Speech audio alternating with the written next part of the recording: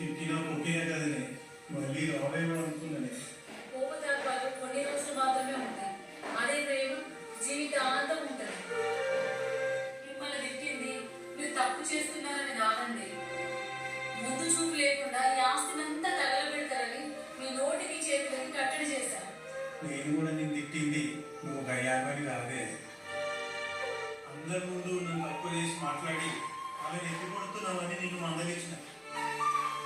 నేను దుబారా ఖర్చులకు అడగట్లేదే, ఎదుటివారి కష్టం తీర్చడానికి అడుగుతున్నా. రేపు మనకి ఏదైనా కష్టం వస్తే వాళ్ళు సహాయకాలను పక్కన నిలబడాలి కదా. సరేనండి, నన్ను మన్నించండి.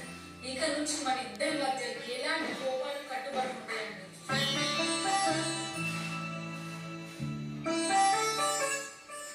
నువ్వు కూడా నన్ను క్షమించరా.